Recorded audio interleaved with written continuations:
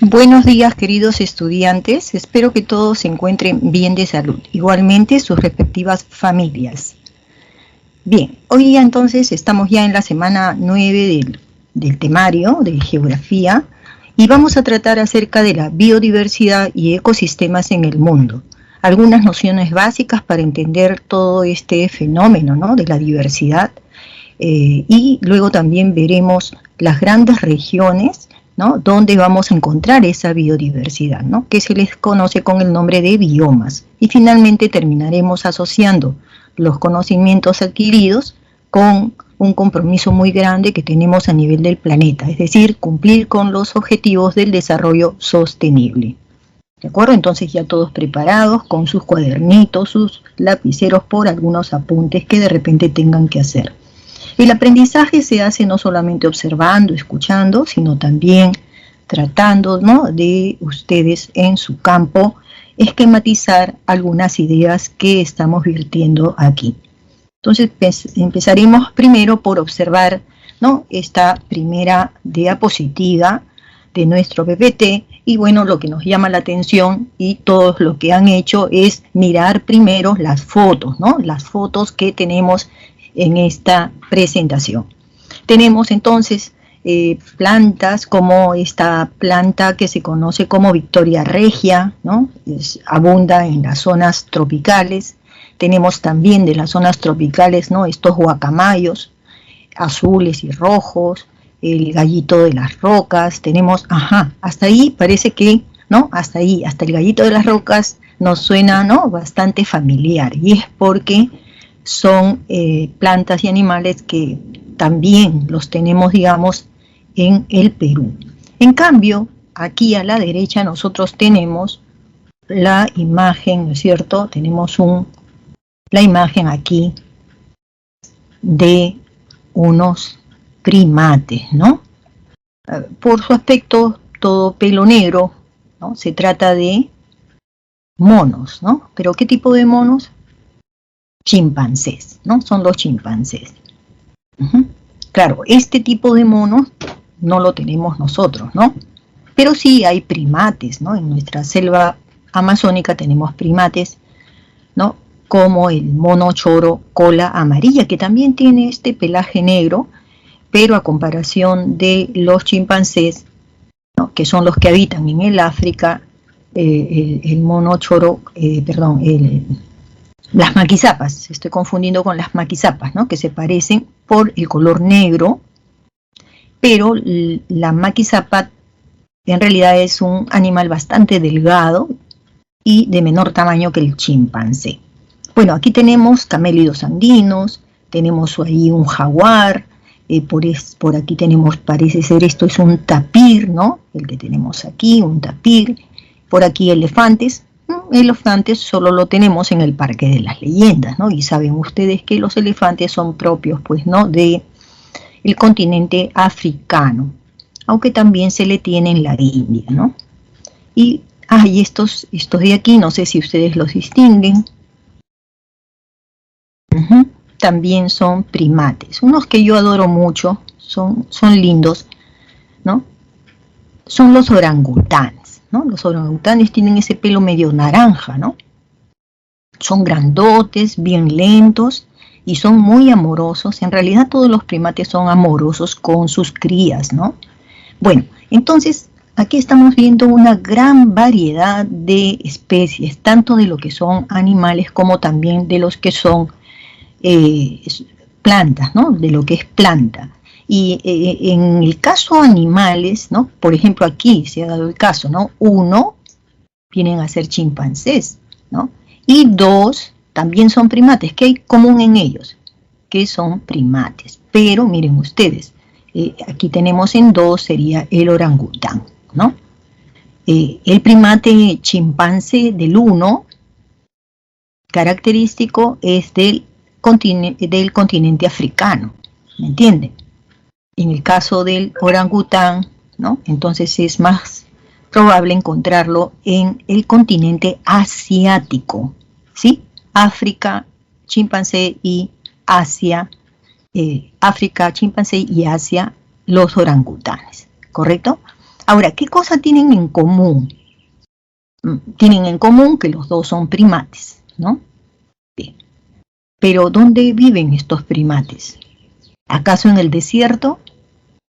No, no es cierto, no es en el desierto donde viven, ellos será de repente que viven ¿en dónde? En la tundra. La tundra son los lugares más, ¿no?, de menor cantidad de temperatura, o sea, son los espacios más fríos, ¿no?, de la Tierra. Entonces, no, los monos no son de temperaturas, ¿no?, frías, son de temperaturas cálidas. Ajá, ¿qué más? ¿Qué notamos alrededor de estos animales? Notamos que viven en bosques. Es decir, si alguien me dice que viven en sabana, no es común que vivan en sabana, porque la sabana tiene árboles, pero no hacen bosques. ¿Por qué? Porque en las sabanas vamos a tener árboles muy espaciados. Entre un árbol y otro árbol hay mucho espacio, con hierbas. Entonces los monos no son de esos espacios, ¿no? Están básicamente en selva. Eso tienen en común, ¿no? ¿Y cómo se llama ese espacio en común? Se llama selva. ¿Qué tipo de selva? Selva tropical. Otros le llaman, ¿no?, digamos, selva ecuatorial. Es decir, por lo que está muy cerca de la línea ecuatorial. ¿Ok? Bien, entonces, aquí me he detenido para trabajar con ustedes algunas ideas. Primero, la gran variedad tanto de animales como también de plantas.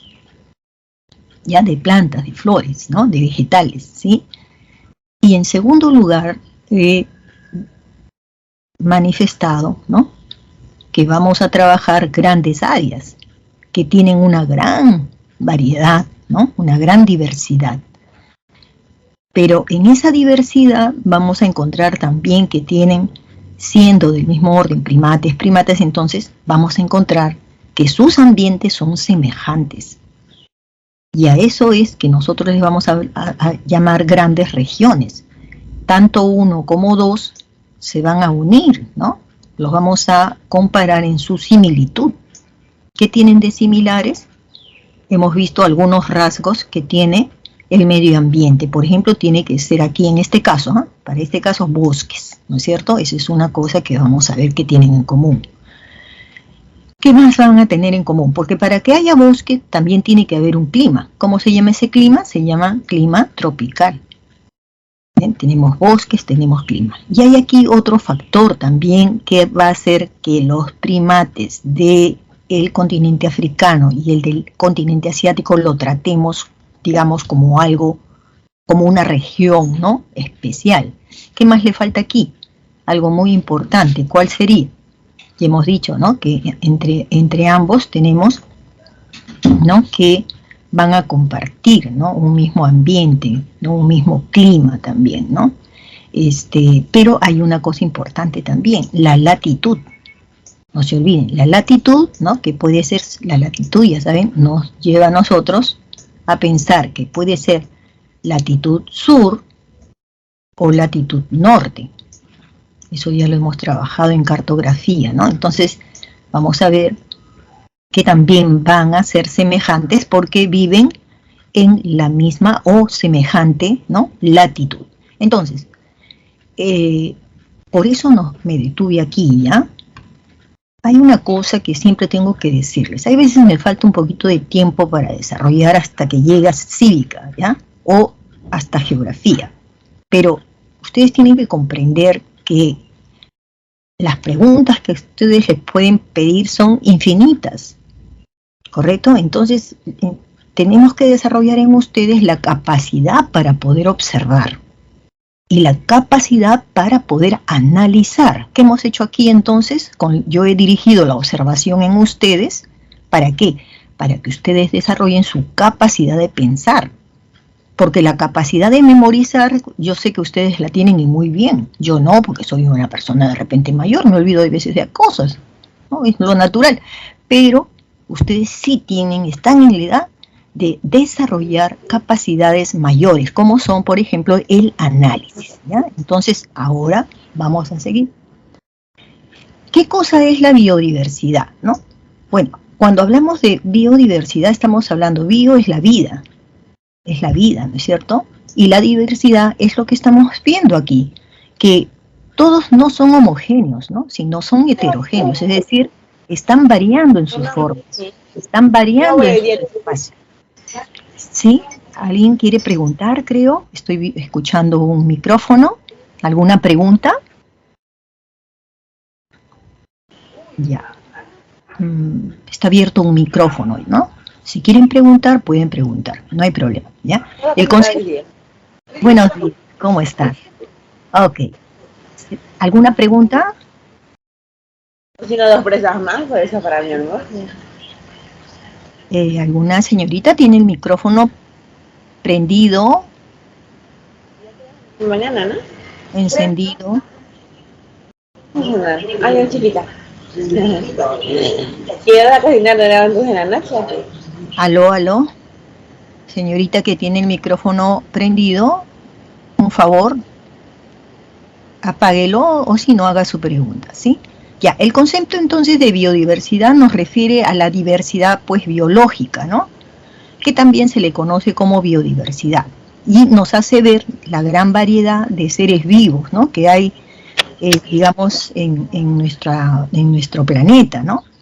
Esa variedad no solamente es en cuanto a la variedad numérica de la cantidad, digamos, de animales que puede poseer, ¿no? Determinadas regiones, sino también habla de la gran, digamos, variedad de formas, ¿no? Que adquieren. Entonces ya en ese caso, ¿por qué a pesar, digamos, de ser aves, ¿no? ¿Por qué unas tienen estos colores rojo y azul, ¿no es cierto? Son más grandes y al mismo tiempo estoy pensando ahora en otros que son de la misma familia, ¿no? Que se llaman los periquitos, ¿no? ¿Quién no conocen los periquitos? Que son chiquitos, que todos son de color verde. Entonces, lo que nos está diciendo que hay variedad también. Siendo aves, ¿no? Son variados en sus colores, en sus tamaños, ¿no? Entonces, no es solamente una cuestión de números, sino también es una cuestión de que hay una gran variedad genética, ¿sí? Una gran variedad genética. ¿Qué cosa quiere decir esa variedad genética? Genética viene de los genes. ¿Qué quiere decir? Que estos animales, pues obviamente, ¿no? Tienen familias, ¿no? Es decir, tienen crías, ¿no? Entonces, cada generación de estas aves va transmitiendo sus genes a sus crías, obviamente, así como los seres humanos que heredamos también los genes de nuestros papás, ¿no? Pero ahora ustedes imagínense que de generación en generación, ¿no? Se está transmitiendo estos genes, pero han pasado millones de años.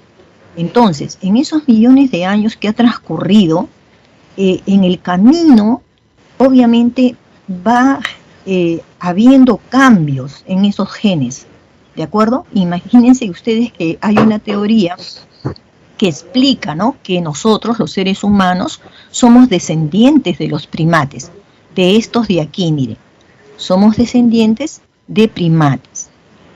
Y claro, hay veces sí creemos que tiene algo de razón, porque hemos visto cómo se comportan los chimpancés, ¿no? Y vemos que sus maneras de hacer las cosas son un poco semejantes a lo que nosotros hacemos, ¿no? Entonces, eso nos hace pensar y eso hizo que alguna vez, ¿no? Surgiera esta teoría, ¿no? Que nos dice que nosotros somos descendientes de los primates, ¿no? Pero en este momento, obviamente, ¿no? A ninguno de ustedes lo veía yo como un primate, ¿no? Ustedes son diferentes como yo. Bien, entonces, ¿qué cosa ha habido en el camino? Ha habido entonces variaciones. A eso se le va a conocer variación genética. Entonces, eso ha ocurrido con plantas y también con animales. ¿Ok? Bien, entonces, eso hay que entonces comprender. Señorita, por favor, hay una que tiene el micrófono.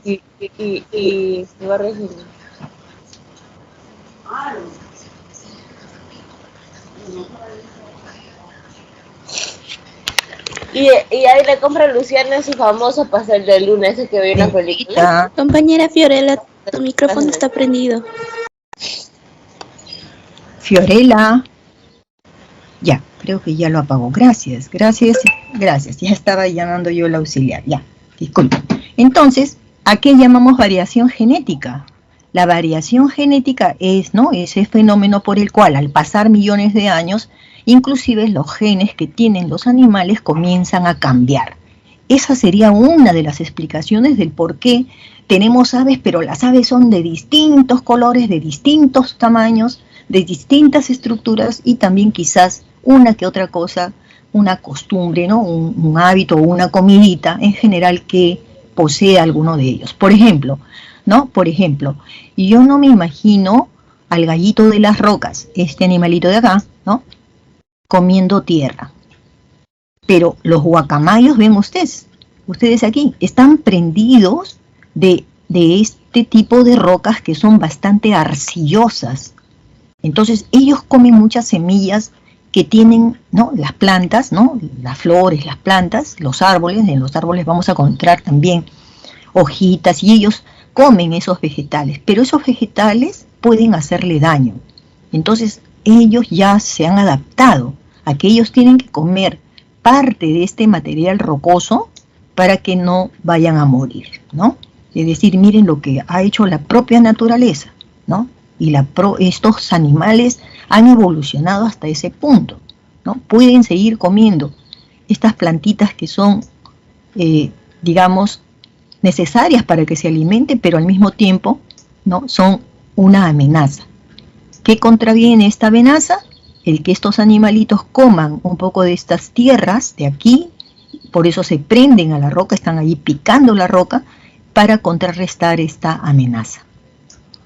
Maravilloso, ¿no? Y esto también me lleva a mí para que ustedes piensen de hoy en adelante que cuando vemos estos animalitos o cuando vemos las plantas también tienen sus mecanismos de defensa. Por ejemplo, esta Victoria regia se cierra. Ven, aquí tenemos una flor, pero esta de acá se cierra y la envuelve, ¿no? Entonces, estas formas de cómo viven animales y plantas responden a leyes de la propia naturaleza. No se olviden de ello, ¿sí? Entonces,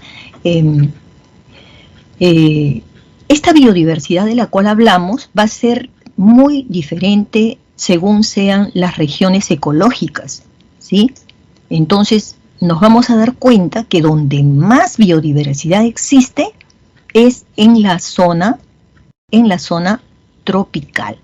Es decir, en aquellos lugares que están muy cerca de la línea ecuatorial. Prácticamente les voy a decir que el 50% de todas las especies, ¿no?, que existen en el mundo, ¿dónde están? Están aquí, en la zona tropical, ¿correcto? Zona tropical. ¿El Perú tiene zona tropical? Claro que sí, ¿no? Tiene lo que nosotros ya hemos estudiado, la selva alta y la selva baja. Pero así como el Perú, son otros 7 países que también tienen ese gusto de tener también selva tropical en solamente América del Sur. ¿Okay?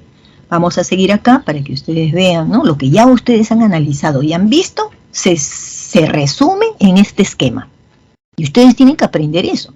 Yo estoy viendo, estoy analizando un mapa, estoy analizando unas fotos, unas imágenes, y luego tengo con mi lapicerito en ese cuaderno que tiene cerca, ir anotando esto. Si no los logras, ¿no?, ver todo, porque yo voy a cambiar, ¿no?, la imagen, ya saben ustedes, este mismo contenido lo tienen en los folletos que ustedes también tienen de nuestra pre, ¿cierto? Entonces aquí, por ejemplo, ¿por dónde comienza? O sea, hay 3 niveles, ¿no?, para entender la diversidad biológica. El primer nivel es que ya sabemos, ¿no?, de que plantas y animales, ¿no?, también van heredando, ¿no?, digamos, características, ¿no?, y estructuras que tienen, ¿no?, justamente estas plantas y animales, ¿no? Entonces, en primer lugar, hay una diversidad genética, pero a través de los miles de años, finalmente, esta diversidad genética, que se hace de forma lenta, pero en miles de años, ¿no?, entonces va a producir también una diversidad de especies, ¿no? Y que nos va a dar un dato de las especies es que estos habitan, ¿no?, en un mismo lugar. un mismo lugar, ¿no? Y finalmente, si hay diversidad genética, hay diversidad de especies, finalmente termina habiendo regiones grandes, ¿no? Como los ecosistemas, donde también vamos a encontrar, ¿no? Una gran cantidad, ¿no? De variedad de especies, tanto animales como también de plantas, ¿ok? Y aquí ustedes lo están viendo, miren cuántos caballos. ¿Todos se parecen? No. Hay caballos que son totalmente blancos, como aquellos que tienen colores, tienen doble color, tienen como manchas, miren este de acá, ¿no? Como manchas, etcétera. En tamaños también, por ejemplo, este de aquí parece ser un pony, ¿no? No está completo, pero se sabe que es un caballito pequeño, es como un caballito enano, ¿no? Entonces miren la variedad, tamaños, colores y también, digamos, ¿en qué? En alimentos no, porque ellos son, ¿no? Ellos comen vegetales, ¿no? Bien, los osos, por ejemplo, este de aquí es el oso pardo. En el Parque de las Leyendas tenemos oso pardo. El oso pardo no es, ¿no? No es de América, no es de América del Sur, pero sí en América del Norte, ¿no? Tienen el oso pardo. Entonces el oso pardo, por ejemplo, tiene además de tamaño, qué sé yo, qué es lo que come, no de similar, este oso pardo tiene también transformaciones. ¿En qué sentido le hablo de las transformaciones? Por ejemplo, este oso pardo, para poder vivir, porque este va a vivir en zonas donde hay veranos como también hay inviernos, pero son inviernos muy crudos, ¿no? Muy fríos. Entonces, ¿qué va a pasar? Este oso va a tener que comer en los meses de primavera y verano todo lo que pueda. Es carnívoro. Todo lo que pueda va a comer, ¿ya? ¿Por qué? Porque tiene que aumentar su peso, y ese peso lo aumenta con grasa. Una vez que empiece ya lo que va a ser el otoño, acercándose a la primavera, acercándose al invierno, otoño y el invierno, este animal va a tener que dormir, porque no va a encontrar comida debido a que el suelo, ¿no? Se va a cubrir de nieve o de hielo. Entonces, no va a encontrar, pues en el hielo, ¿qué va a comer? Los animales tienden a dormir, ¿no? Entonces, esa va a tener su característica, que no lo tienen otros. Entonces hay que entender en este sentido, no solamente es curiosear, ¿no? Sino es tratar de entender que los animales responden a esas leyes naturales.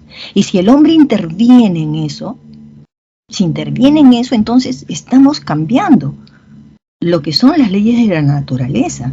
Y eso ya es una teoría en la cual se dice que nuestro planeta, pues no, está en peligro.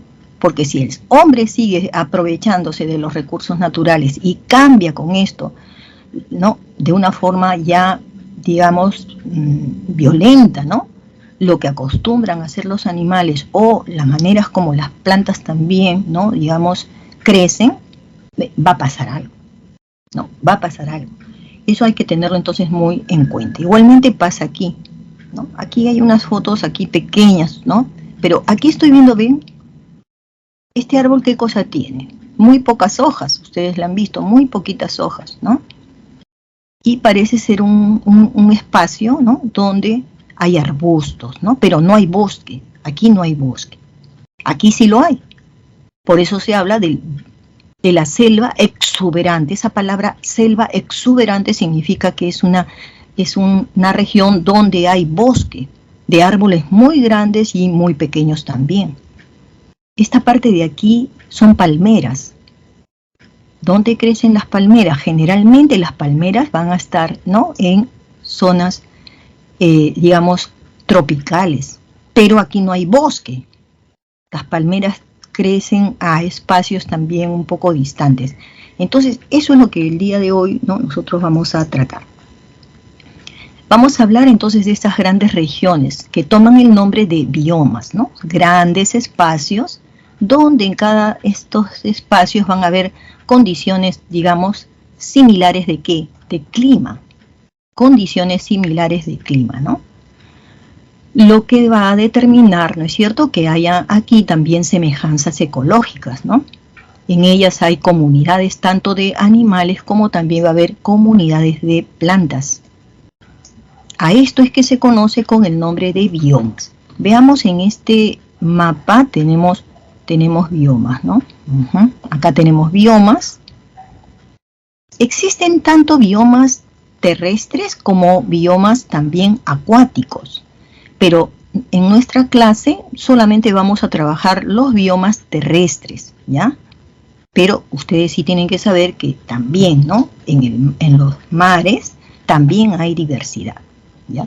Entonces aquí los tenemos pintados de colores, ¿ya? Entonces rapidísimo, porque esto ya es para el análisis, va a ayudarme a ahorrar un poquito de tiempo en los mapas siguientes, ¿ya? Entonces aquí estamos observando la línea ecuatorial. ¿A dónde se ubica? ¿En dónde? En 0 grados de latitud. Hacia el norte tenemos el trópico de Cáncer, ¿no? Entonces eso está a 23 grados de latitud, ¿dónde? De latitud norte. ¿Sí? Estamos en el norte, del 0 hacia, ¿no? La parte alta es el norte. Y luego aquí ya no hay otra línea, debería haber otra línea de la línea, ¿no? Del círculo polar ártico, ¿no? Ese círculo polar ártico más o menos quedaría por aquí. 60, digamos, 66 grados, ¿no? De latitud norte. ¿Ya? Igual pasa en el sur, ¿no? Al sur de la línea ecuatorial tenemos el trópico de Capricornio a 23 grados, ¿no? De latitud, en este caso sería latitud sur. No estoy poniendo los minutos y segundos porque no viene al caso ahora, ¿sí? Entonces, ¿qué estamos observando? Que los colores que representan los biomas, si ustedes se dan cuenta, tanto en el sur como en el norte están más o menos en latitudes más o menos similares. ¿De acuerdo? Bien, entonces, ¿por qué? Porque hemos dicho de que el clima, ¿no? Es un factor importante que hace que haya estos biomas. Empecemos entonces por este verdecito que tiene nosotros nuestra selva peruana. Lo tiene también Brasil, lo tiene Colombia, ¿no? Ya, ¿cómo se llama? Se llama bosque tropical. También se le puede llamar bosque ecuatorial. ¿Por qué? Porque está cerca de la línea ecuatorial, ¿ven? ¿Dónde tenemos entonces el bioma que se llama bosque tropical? Lo tenemos muy cerca de la línea ecuatorial. Está en Perú, está en Brasil. Cruzamos el océano Atlántico y lo vamos a encontrar también, ¿no? Aquí todo esto es la línea ecuatorial, no se olviden, esta parte es línea ecuatorial.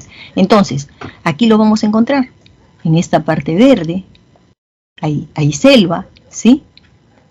A más o menos la parte media del continente africano. Y también lo tiene en la parte, ¿no? En la parte sur del continente africano. Lo tiene en esta parte de Etiopía. Saltamos el océano Índico y lo vamos a encontrar también ¿en dónde? En la India, y lo vamos a encontrar también en lo que nosotros conocemos, toda esta parte y todas estas islas, se le conoce como el sudeste asiático. Esta es una parte del Asia, pero que queda al sur, ¿no? En la parte oriental, ¿correcto? Bien. Allí, ¿qué tipo de clima hay? Clima tropical, abundante, ¿no? Lluvia, abundante humedad y también la temperatura es elevada, ¿sí? Bien, cerca de la línea ecuatorial, cerca, pero alejándose de un poquito, ¿no? De la línea ecuatorial, va a existir otros biomas, ¿no? Por ejemplo, este que está en color naranja, ¿ven? Que cerca que están de las zonas tropicales, ¿no? ¿Cómo se le llama? Se le llama sabana. La sabana más grande es la que está en el continente africano. ¿Se dan cuenta? Pero también hay sabana en ciertas partes del Brasil. Aquí, ¿ya? Hay sabana también. En Perú también hay sabana, ¿ven? ¿Ven esta partecita cómo se acerca? ¿Qué departamento está allí? Madre de Dios. Ahí vamos a tener nosotros una ecorregión llamada sabana de palmeras, ¿no? En general se llaman sabanas. ¿Se dan cuenta? Bueno, ¿qué otro colorcito vamos a ver por este lado? No, ya nos vamos a alejar un poquito. Cerca también de la línea ecuatorial vamos a tener los desiertos. Por ejemplo, en esta parte de acá, en color amarillo, es el desierto. Aquí, la costa peruana, toda la costa peruana, pero también gran parte de la costa chilena. Tenemos desierto, ¿sí? ¿Y dónde más tenemos desiertos? Aquí está el amarillo. En el norte africano se encuentra la mayor cantidad de desiertos del mundo. El desierto del Sáhara se encuentra aquí. Hay el desierto aquí, tenemos el desierto de Arabia, ¿no? Hay desierto de Arabia, desierto de Egipto, de Jordania, de Siria, hay varios desiertos aquí, toda esta zona de desierto. Desierto en el África y desierto porque a partir de aquí ya es el continente asiático, ¿no? Bien, entonces el Asia también tiene desiertos. Tiene desiertos, miren ustedes, acá hay unos desiertos bastante fríos. Aquí en esta parte, al norte de China, al norte de Manchuria, ¿no? Aquí hay desiertos. Y si nos vamos a Australia, a esta gran isla, también vamos a tener ahí varios desiertos, el de Victoria, entre otros. ¿Ya? Son desiertos. Entonces, ¿qué tiene el desierto? El desierto es, ¿no?, bastante árido. Puede ser que esté cubierto de arena o puede ser que esté cubierto de piedras pequeñas, ¿correcto? ¿Hay vida en el desierto? Sí hay vida. Por ejemplo, en el desierto del Sahara transcurren, ¿no?, los camellos. Son animales de carga, ¿no?, para gente que se dedica al comercio, ¿no? Entonces, los camellos. En el caso peruano, ¿tenemos plantas? Claro que sí. Los cactus y la gran variedad de cactus que tenemos, ¿no? Seguro que en sus casas hay varios tipos de cactus y ustedes suelen también tener sus plantitas, ¿no? Eso es bueno. ¿Ven? Yo tengo muchas plantitas de cactus, ¿no? Familia de los cactus, ¿sí?, porque estamos en el desierto. Muy bien. Entonces, ¿qué más tenemos? ¿Qué otra, digamos, estamos acercándonos, ¿no? Hay desiertos entonces en el norte y hay desiertos en el sur. Por ejemplo, este es un desierto de latitud, ¿no?, sur. Y estos de aquí son desiertos de la latitud norte, ¿sí? ¿Qué más tenemos? Tenemos también, digamos, el bosque templado. Tiene este color, el color verde limón. ¿Quién lo tiene? Estados Unidos tiene este tipo de bosque que se llama templado. Y da la casualidad que Estados Unidos, pues, es un país, ¿no?, de gran población. Un país desarrollado, industrializado, de gran desarrollo, ¿no? Entonces, pero Europa también, casi toda Europa, casi toda, miren ustedes, casi toda Europa tiene y está en un bioma que se conoce como bosque templado. Pero les voy a decir algo. De este bosque queda muy poco. ¿Por qué? Porque estamos hablando de poblaciones, digamos, grandes, muy grandes, ¿no? Y aparte de vinculado al desarrollo industrial, vinculado al urbanismo. ¿Qué quiere decir? Que ha avanzado el crecimiento de zonas urbanas, es decir, el suelo se utiliza para levantar carreteras, casas, viviendas, propiedades, ponerles cemento, ¿no?, concreto, aunque muchas de estas casas se hacen de madera, pero el suelo es concreto, grandes edificios, mega edificios, ¿no? Entonces, gran parte de lo que fue el bosque templado ha desaparecido para dar paso a la urbanización, ¿ya? Bien. Acuérdense que geografía es vincular, ¿no es cierto?, lo natural con la acción humana, ¿sí? Por eso yo estoy comentando temas humanos también, ¿no?, de intervención. Por ejemplo, ¿qué cosa amenaza al bosque tropical? ¿Qué cosa amenaza al bosque tropical, a este espacio? ¿Qué lo amenaza? Esos, ¿no?, grandes explotadores ¿de qué? De los bosques. Por ejemplo, allí hacen mucho daño, ¿no? Digamos, la tala indiscriminada, la tala ilegal, ¿no? Porque destruye nuestros bosques. Los bosques son de todo el mundo, ¿no? Entonces lo destruye, ¿correcto? Entonces la actividad humana tiene que ver mucho con la existencia de estos biomas. Ya les dije entonces acá, la urbanización le quitó sitio, le quitó espacios, o tomó los espacios del bosque templado. Bien, entonces también eso ha ocurrido aquí en Europa. ¿sí? China es un país súper poblado, ¿no? El país más poblado del mundo, ¿no? Tenemos en China. Entonces China también está en un lugar de bosque templado, como ven ustedes, ¿no? Entonces, y quién no sabe que China pues tiene grandes construcciones, ha crecido su población también, ¿no? Bien, y si en la parte sur es poco lo que hay, ¿no? Más bien vamos a ver esta parte que corresponde a la sabana. Ya trabajamos sabana, sí, ya la trabajamos, ¿no? Las sabanas son donde están los animales más grandes, ¿no? Digamos en el África tenemos pues jirafas, leones, ¿no? Bien, vamos a las praderas, porque las praderas han sufrido igual que el bosque templado, ¿no? Ven, tiene este color naranja pastelado, ¿no? Aquí, miren, esta parte de acá es una parte conocida como pradera. También lo tiene Estados Unidos y también lo tiene un poco de Canadá, ¿ya?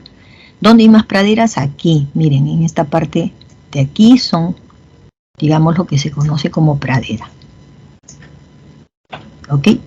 También están en América del Sur, por ejemplo, un poco de lo que tiene, ¿no? Como han visto ustedes, lo tiene Brasil, lo tiene Argentina y gran parte de Argentina, Uruguay también, ¿no? Va a tener, digamos, pradera. Pero ¿qué ha sucedido con las praderas? Lo mismo. Las praderas, ¿no? Llueve allí, hay verano, ¿no? Hay primavera y hay otoño. Pero, ¿saben qué tiene la pradera? La pradera es como llanuras, ¿no? Son extensas. ¿Para qué lo utilizaron los norteamericanos? Ustedes saben que ellos son muy carnívoros, igualmente le pasa eso a los europeos. Entonces, pero en el caso de Estados Unidos, que es un país bastante grande, han utilizado las praderas para criar el vacuno. Aquí lo van a criar. Son extensiones grandes de praderas que han sido eliminadas para dar más bien, ¿no?, a ese lugar, digamos, otra actividad, que en este caso es, digamos, la crianza de ganado vacuno, que tiene como destino, obviamente, el alimento, ¿no?, para las personas que viven. Estoy en clases. Disculpe, estoy en clases.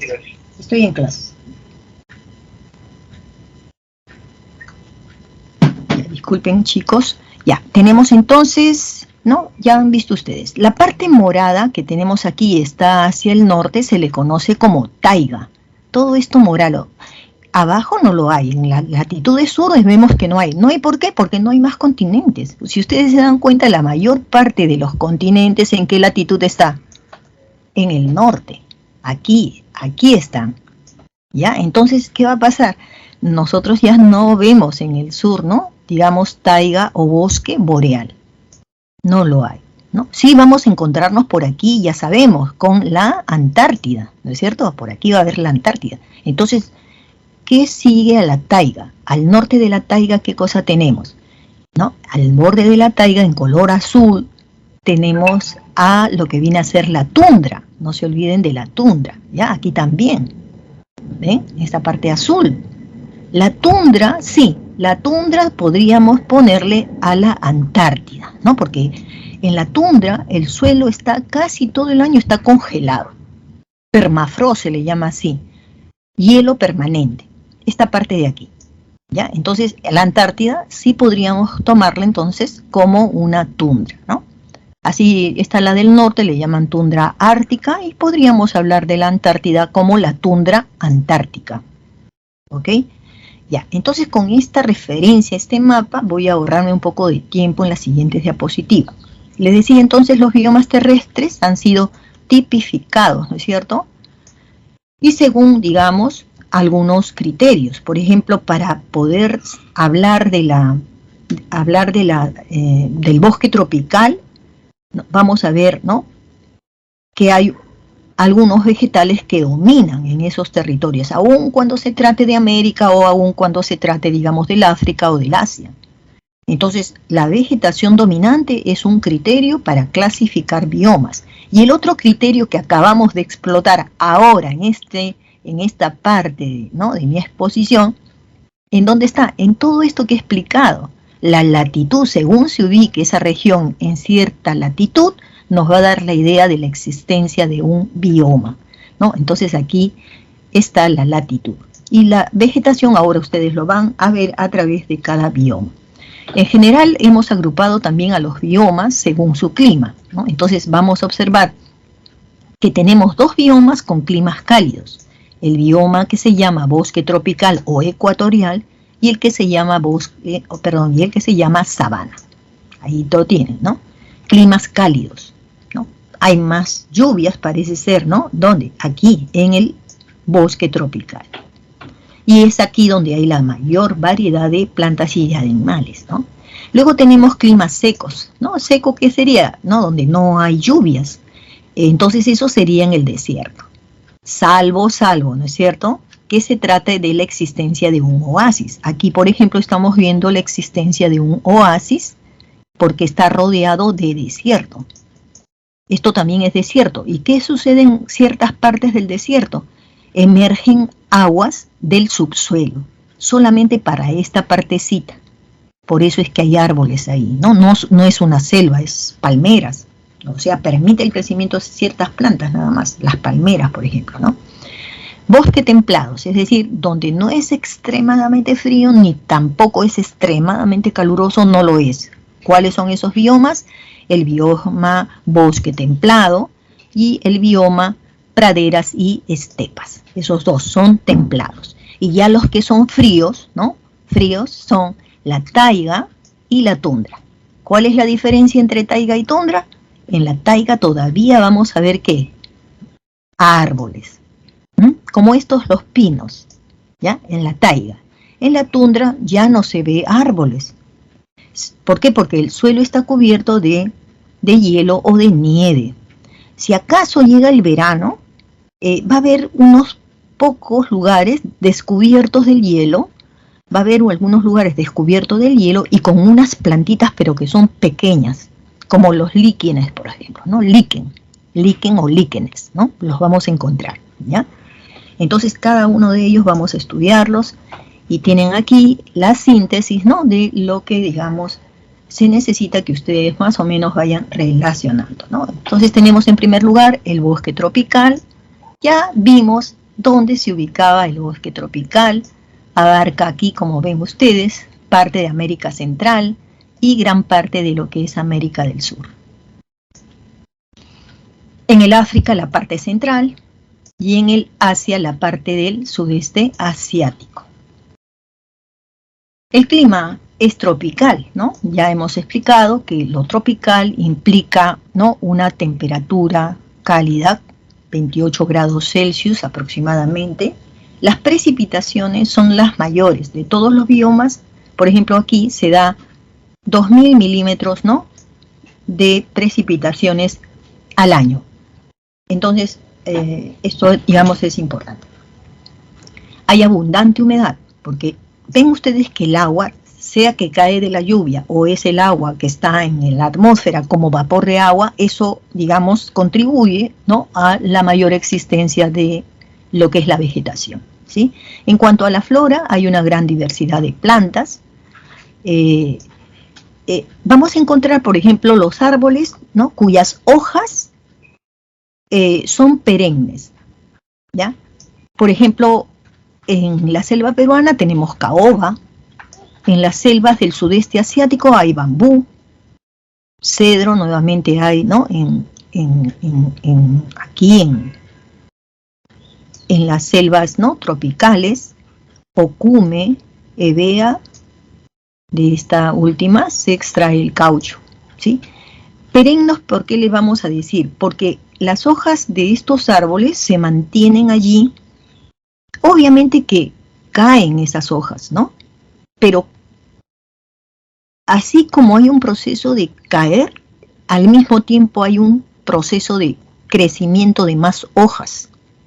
¿Me entienden? Es simultáneo. Crecen como que se caen. Ahora vamos a conocer otro tipo de árboles que son diferentes. Estas son perennes, por eso así se les llama. No es que esté la hoja ahí para toda la vida, ¿no?, miles de años, no. Sino son árboles, cuando uno los ve, siempre los ve con hojas, siempre. Pero tú no te das cuenta que hay hojas que también caen, ¿ya? Tenemos las epifitas. ¿Cuáles son esas hojas? Son esas hojas que son tan débiles que necesitan estar bajo las sombras de los árboles grandes, ¿no? Me acuerdo mucho, por ejemplo, de las orquídeas, unas flores muy lindas, muy bonitas, ¿no? Antes en los quinceañeros se llevaba orquídeas, y bueno, las baratas eran las hechas de tela, pero las caras eran las hechas, o las hechas por la naturaleza, ¿no? Es decir, flores de verdad. Entonces estas flores son tan finas, crecen en la selva, pero crecen debajo de los árboles, ¿no? Que las protege de la lluvia, que golpean muy fuerte, ¿no? Las lianas, palmeras, el café, el cacao, ¿no? Son, digamos, productos de la flora del bosque tropical. En cuanto a la fauna, ya hemos visto de que aquí existe la mayor, ¿no?, diversidad de animales, y de igual manera la mayor diversidad de plantas de todos los biomas siempre va a estar en el bosque tropical. ¿Qué tipo de animales? Ya hemos visto, ¿no? De los primates tenemos los gorilas, los chimpancés, los monos menores. Por ejemplo, el mono, ¿no?, choro de cola amarilla que tenemos en Perú, ¿no? O la mequizapa que tiene Perú, o el mono tití, que es un mono chiquitito, ¿no?, pequeñito, ¿no?, que también lo tiene, en este caso, el Perú, ¿no? Tenemos también los osos perezosos, que son, ¿no?, también de América, venados, ¿no?, venados, antílopes, tigres, jaguares, ¿no? En caso de nosotros no tenemos tigre. El sudeste asiático sí tiene el tigre de Bengala, y nosotros tenemos el jaguar, el otorongo, ¿no? Tenemos loros, ¿no?, colibríes existen entonces en el bosque tropical, además de lagartos, tortugas, en fin, miren, no podríamos poner todo lo que tiene, ¿no?, este bosque, nos faltaría espacio. La acción del hombre, no se olviden, ¿no? ¿Cómo se destruye este bosque? Se destruye, ¿no?, sobre todo cuando hay personas que quieren habitar y en la selva, y además quieren sembrar, es decir, su principal actividad va a ser la actividad agrícola, ¿no? La caza también, la caza ilegal, la construcción de nuevas casas allí, ¿no? Bueno.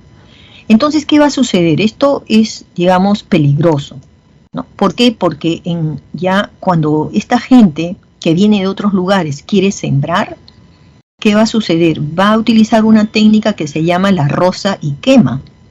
Significa que como estos árboles les estorban para cultivar, entonces talan. Pero como esto les cuesta mucho trabajo, entonces mejor, ¿qué hacen? Le prenden fuego a todas estas plantas. Entonces, al prender el fuego, lo que hacen es eliminar, ¿no?, la materia orgánica que tiene el suelo. ¿Puede producirles alimentos? Sí, la agricultura les puede producir alimentos, pero ya saben, ¿no?, no va a haber muchas cosechas, 1 o 2 cosechas, y después dejan estas tierras para que esas personas vuelvan nuevamente a hacer su roza y quema en otros sitios de la selva, ¿no? La contaminación del agua también se da porque las empresas mineras, sobre todo la minería ilegal, contaminan las aguas, ¿no?, sobre todo cuando extraen el petróleo o cuando buscan el oro. La actividad forestal comercial, ¿no?, o silvicultura, cuando no es controlada, entonces causa, pues, cambios, ¿no?, cambios irreparables en este bioma. Pasemos al bioma sabana. Ya lo hemos ubicado, lo tiene Brasil, Uruguay, y también está en el centro, ¿no?, rodeando prácticamente a lo que es la selva tropical. Tenemos la sabana, ¿no? La sabana ya lo hemos ubicado en las latitudes entre 15 y 25 grados, ¿no?, de latitud norte y también de latitud sur, y están en estos continentes. La sabana tiene un clima, ¿no?, digamos cálido, hemos dicho, ¿no?, más o menos será 25 grados Celsius. Las precipitaciones son menores, como ven ustedes, al bosque tropical, que llegaba a 2000 milímetros al año, ¿no? En el caso del clima de la sabana, va a tener una estación que va a ser seca y va a haber otra estación que va a ser lluviosa.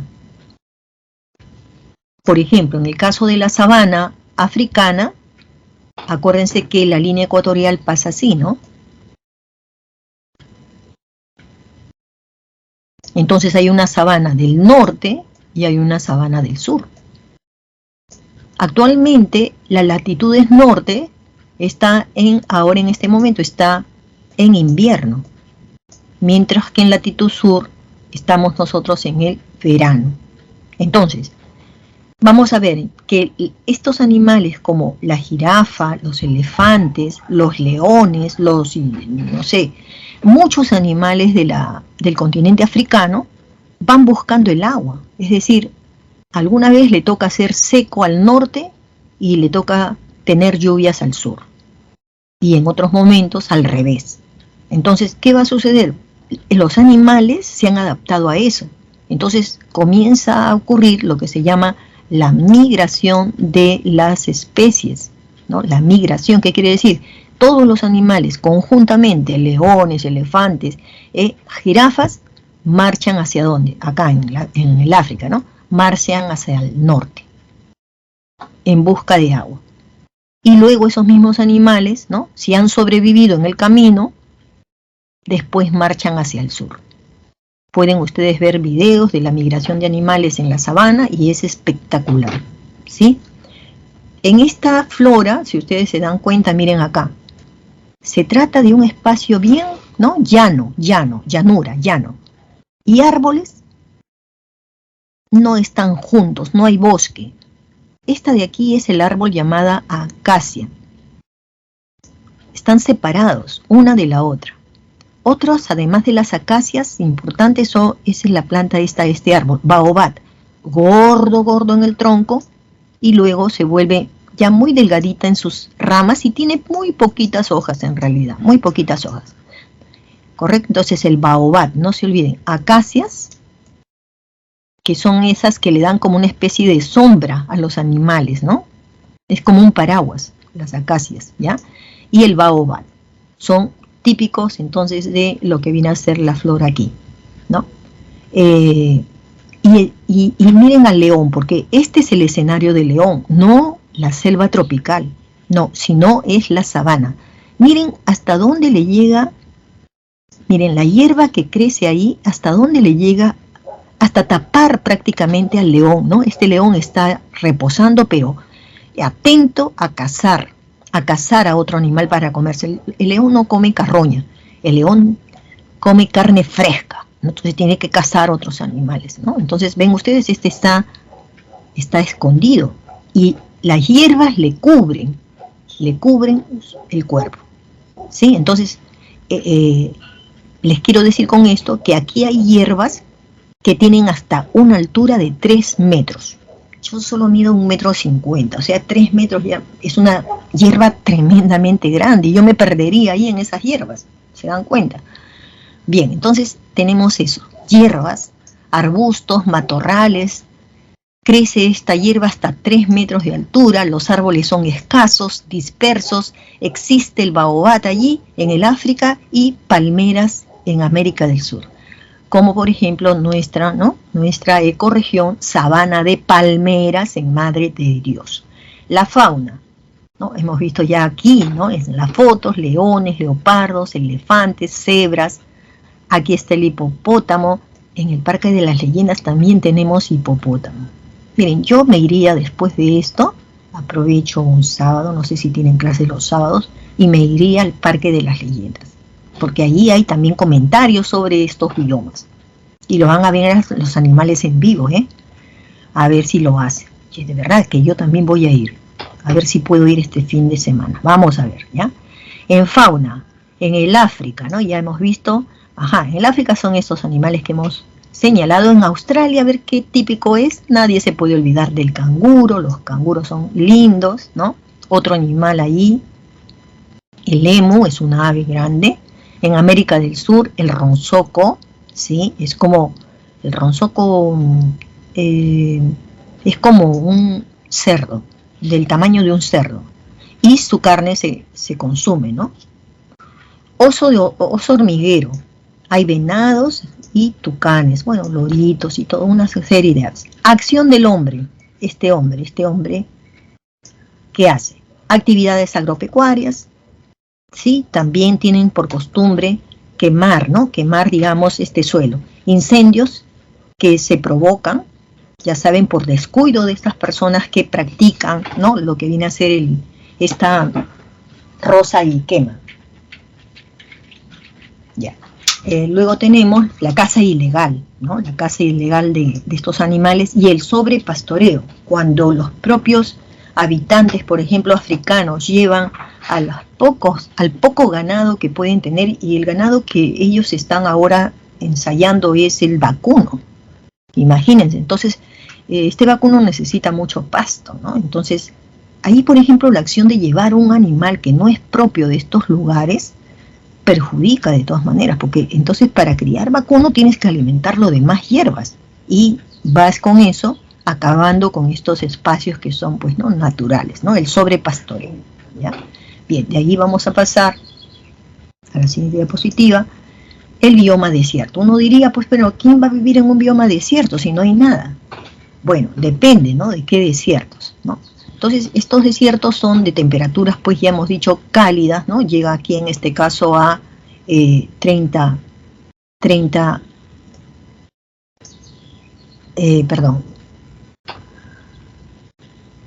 su localización está entre 30 de latitud norte, ¿no? Empieza ahí, o como 30 grados de latitud sur. Y ya hemos dicho que el desierto del Sahara es el más grande, que está en el norte africano. Arabia, también en el Asia. En América tenemos el desierto de Atacama, que está en Chile, ¿no? Y nosotros en el Perú tenemos el desierto de Sechura, el desierto de Sonora, ¿no? Se encuentra en América del Norte. Así como hay estos desiertos cálidos, también existen los desiertos fríos, ¿no?, que se van a situar un poquito más al norte o más al sur, a 35 o 55 grados de latitud, ¿no? El desierto de Gobi, por ejemplo, es uno de los desiertos, ¿no?, en el continente asiático, ¿no?, que es digamos, es por aquí, ¿ya? Es un desierto bastante frío. En el caso del sur, tenemos, ¿no?, a la Patagonia en América. Esto está al sur de la Argentina. El clima de un desierto siempre va a ser, pues, árido, ¿no?, seco prácticamente.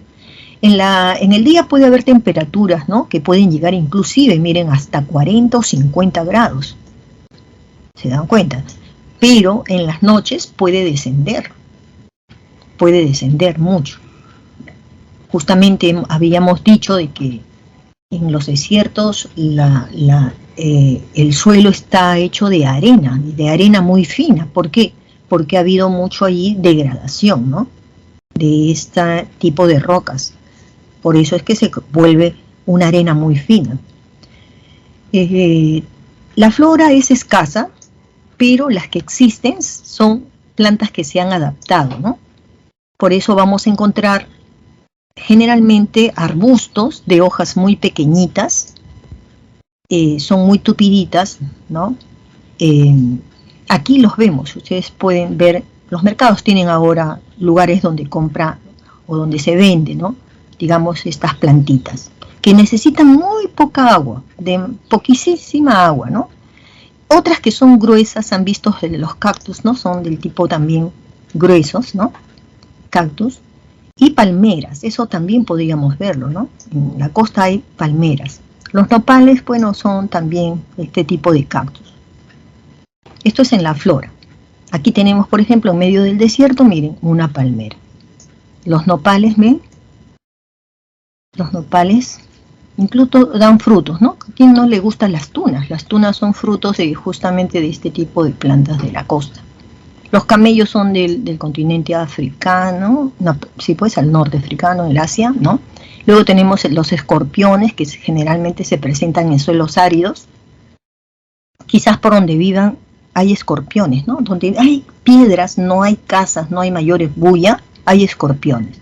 Los coyotes, ¿no?, los halcones y los oasis. Bien, la fauna, ¿no? Está adaptada entonces a la ausencia de la humedad, ¿no?, debido a la alta temperatura que hay aquí. Igualmente hay animales, por ejemplo, en el desierto del Sahara, que debido a las altas temperaturas que hay, entonces son animalitos que se esconden bajo la arena y solamente salen cuando no hay, o sea, en las noches que salen, ¿no? Tenemos los camellos, serpientes, escorpiones. Ven ustedes que no estamos haciendo la diferencia entre qué cosa es de América, qué cosa es del Asia o qué cosa es de cualquier lugar, ¿no? Porque sus semejanzas son mayores, ¿no?, que sus diferencias. Yo aquí sí les digo algo sobre lo que tenemos en Perú para que ustedes se centren en que nos toca también, ¿no?, parte de todo. La acción del hombre, ¿no?, no va a ser tan agresiva, ¿no?, como cuando entran a la selva tropical. ¿Por qué? Porque dicen, bueno, ¿yo qué voy a hacer con la arena? No me sirve, ¿no? Entonces, por eso es que hay menos amenazas. Sin embargo, todos ustedes saben que el petróleo, ¿no?, y el gas natural, que van juntos, digamos, son algo muy apetecible, ¿no?, para grandes empresas, ¿no?, que explotan esto. Y entonces en los países árabes, justamente en el desierto hay mucho petróleo. Entonces el derrame de petróleo perjudica también a estas zonas, ¿no? En los oasis, sí, ¿no?, ya hemos visto los oasis como el de aquí, el de la Huacachina, ¿no?, se practica ahí la agricultura de cereales, hay veces de frutos, ¿no? Entonces eso vale, tiene que ser de todas maneras controlado porque la cantidad de agua que emerge es poca, ¿no? Entonces, si uno quiere mantener el oasis, tiene que controlar la acción, digamos, del hombre. Bien, tenemos ahora las praderas, que ya he adelantado algo sobre las amenazas que tiene, ya que el hombre está buscando estas tierras, ya sea para cultivar en ellas o ya sea para criar el ganado, ¿no? Se localizan entre 30 y 50 grados de latitud norte y sur. Las praderas de Europa Central, ¿no?, se encuentran en Europa Central y también en la Europa Oriental. Y las estepas también entre Europa y Asia. Entonces aquí quiero decirles algo. La diferencia entre pradera y estepa es un poco difícil de distinguirla, pero hay una cosa que sí, uno lo puede notar. Como les dije, estos lugares son para crianzas de vacunos, ¿no? Entonces, ¿qué hacen? Praderas, las hierbas que van a comer estos animales son bien altas. No es un bosque porque son hierbas, acuérdense, esos no hacen troncos, ¿no? Ya, entonces son altas. ¿Por qué? Porque aquí cae mayor cantidad de lluvias. No es como la selva, pero cae más lluvia que en las estepas. Esto de acá le vamos a poner aquí P, ¿no?, de pradera. ¿Qué sucede en las estepas? En las estepas la hierba no es tan grande que digamos. ¿Sí? Ven ustedes, estas son bien altas, pero estas de acá no. Esta de aquí sería estepa. ¿Por qué? Porque la cantidad de lluvia que cae aquí es menor que en las praderas. Esa sería la única diferencia, pero muchos confunden pradera con estepa, ¿ya? Entonces, en el caso de los Estados Unidos, tiene verdaderas praderas, ¿no? Verdaderas praderas, igualmente Europa. Pero ya en el caso, digamos, peruano o el caso americano, bueno, Argentina tiene praderas también. Estepas en ciertos lugares, donde cerca de lo que vienen a ser las praderas, generalmente hay estepas. ¿Ya? Entonces, ¿dónde abundan estas? Ya hemos dicho, Europa Central, Europa Oriental, en las praderas de Norteamérica, en las pampas de Argentina, del Uruguay, ¿no? Son importantes. Y también en la parte, digamos, africana, conocida como la zona del Belt. El clima, ¿no?, es templado, ¿no?, es templado, promedio 20 grados Celsius, bonito, ¿sí? No es extremadamente caluroso ni frío, ¿no es cierto? Si hay precipitaciones, bueno, van a verlas especialmente en el mes de mayo, ¿no?, de mayo hasta diciembre. 600 milímetros al año. En cuanto a la flora, entonces tenemos, ¿no? En el caso de las praderas, tenemos gramíneas que casi permanentemente, pues, ¿no? Están allí, ¿no? Y otras que son hierbas, ¿no? Árboles, como ustedes se dan cuenta en estas fotos, son escasos, ¿no? No es como en un bosque, ¿no? Las estepas, que ya saben, ¿no? Las hierbas son menores, ¿no? Tienen hierbas más bajas y árboles, ¿no? Muy escasos también. En cuanto a las especies de flora, pues tenemos el ajenjo negro, la espiguilla azul, la gajea, la cola de venado, son nombres de plantas, ¿eh? Y también la hierba de búfalo. La fauna en América del Sur, por ejemplo, nosotros tenemos como parte de esas praderas la vizcacha, las liebres, los zorros, las perdices en un lado, ¿no? Ñandú, que también, ¿no? Nosotros lo tenemos aquí en Perú, y luego tenemos en América del Norte ya el bisonte. Miren ustedes, es un animal bastante grande, como las vacas, los toros también, los caballos, ¿no? Ellos se jactan justamente de tener este tipo de territorio para este tipo de animales, ¿no? Nosotros no, porque tenemos problemas, pues. La cordillera de los Andes tiene muchos abismos, ¿no? Un caballo, una vaca, un toro no pueden estar en esos lugares, ¿no? Entonces, en Australia, ¿qué tenemos? No se olviden, el canguro rojo. En el África, ¿qué se tiene? Las cebras, las jirafas, leopardos, los leones. ¿De qué nos damos cuenta? Que estos mismos, ¿no? Animalitos, ¿dónde están? Están en la sabana. Entonces, ¿qué quiere decir? Cerca de la sabana, entre la sabana y el desierto, va a haber estepas, ¿no? Entre la sabana y el desierto, estepas. Por eso estos animales como que entran, ¿no? A la sabana o pueden entrar a la parte, digamos, de estepas. La acción del hombre en estos lugares, praderas, ya les he dicho, ¿no? Esta ha sido terriblemente modificada por el hombre para habitarla o para desarrollar, sino actividad agrícola, sembrar o para criar ganado. El sobrepastoreo también aquí le hace daño. Tenemos acá el bioma bosque templado, ¿no? Este bosque templado le ha sucedido lo mismo que a las praderas, es decir, como ven acá, la acción, ¿no? del hombre ha reducido y ha alterado, ¿no? La expansión, ¿no? de los centros poblados es una amenaza entonces para este bioma, ¿no? Se viene aplicando, ¿no? programas para reforestar, pero siempre es mayor el daño que se le está haciendo. Se localizan en Asia Central y también en la parte oeste de Europa. En América del Norte también la tenemos, ¿no? Y en Sudamérica, especialmente en Argentina y Chile, que tienen, ¿no? más de este bosque templado. El clima en el bosque templado pues es cálido, ¿no? Agradable temperatura, como 23 grados, ¿no? Celsius. Las precipitaciones se dan 800 milímetros al año y cae pues especialmente, ¿no? Ya en el caso del invierno, en ocasiones puede caer nieve, ¿no? En cuanto a la flora, aquí se van a presentar los árboles caducifolios. ¿Recuerdan? Aquí hay árboles caducifolios, pero también hay árboles perennifolios. Ya explicamos que es un árbol perennifolio, ¿no? Un árbol perennifolio es porque al mismo tiempo que están produciendo hojas, también al mismo tiempo seguramente se están eliminando hojas, pero siempre, ¿no? Lo vamos a ver allí. Ya vamos a ver al árbol con hojas. En el caso de los árboles caducifolios no es así.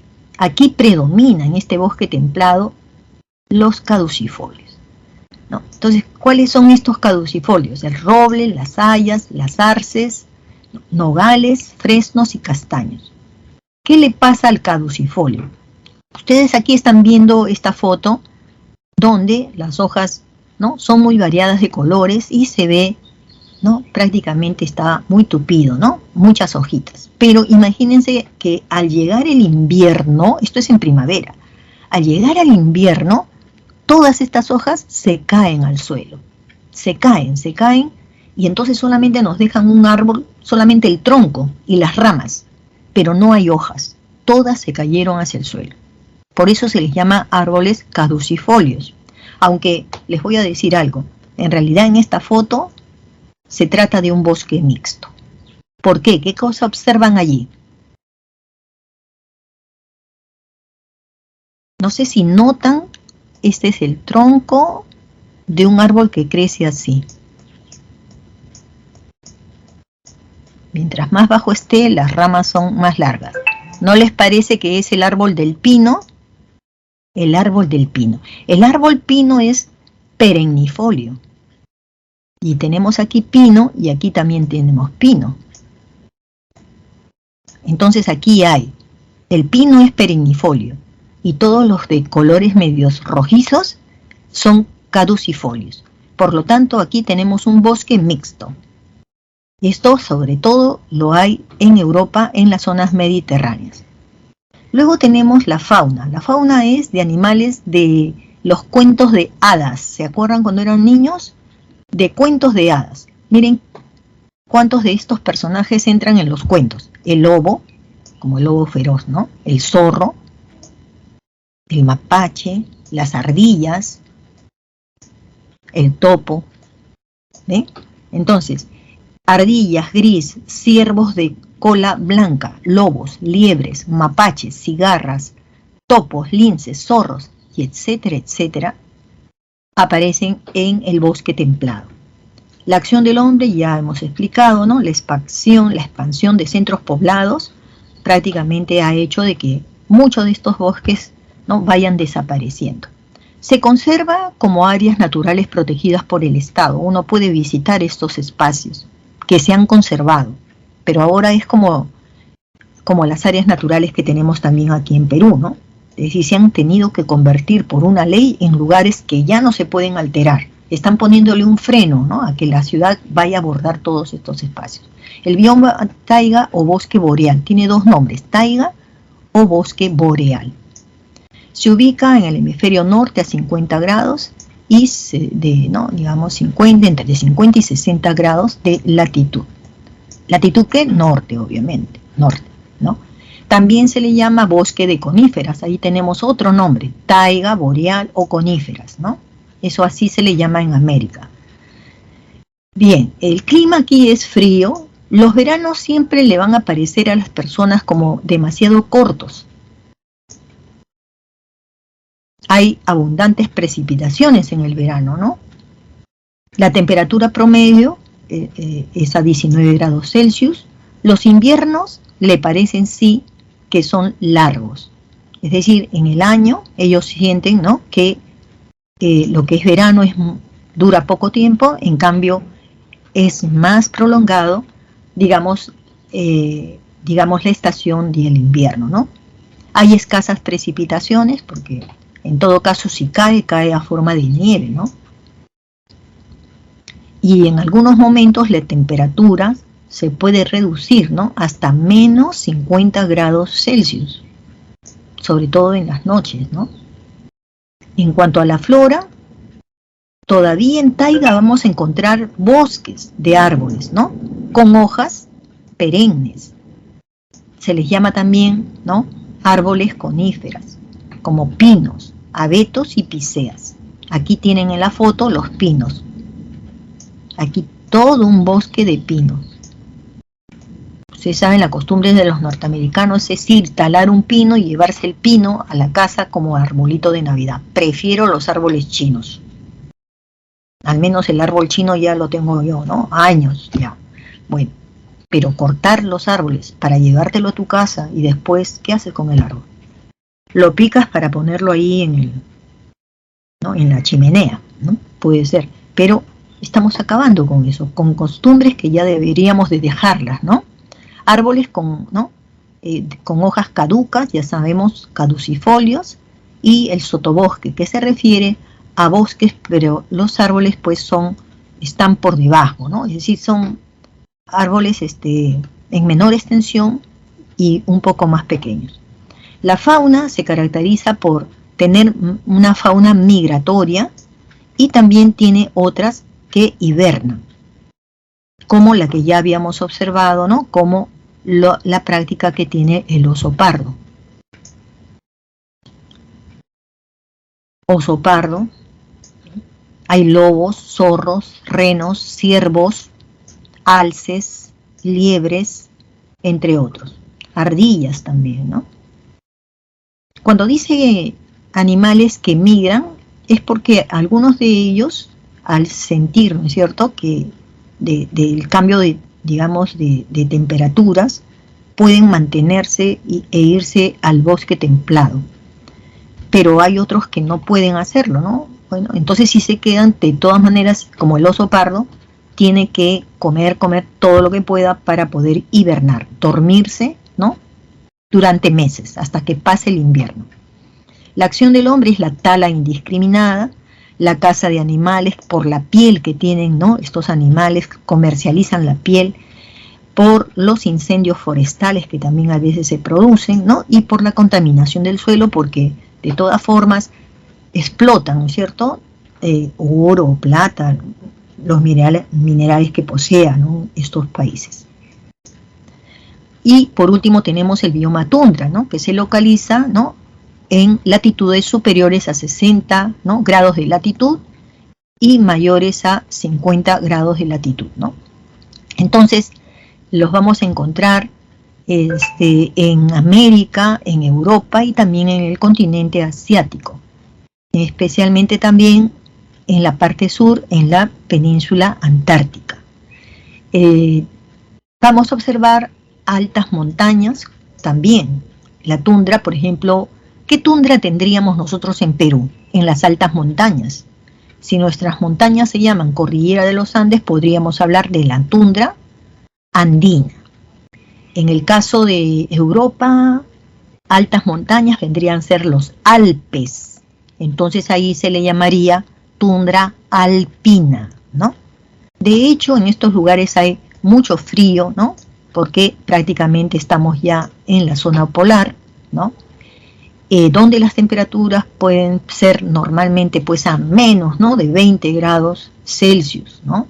Escasas precipitaciones y si cae es sobre todo nieve.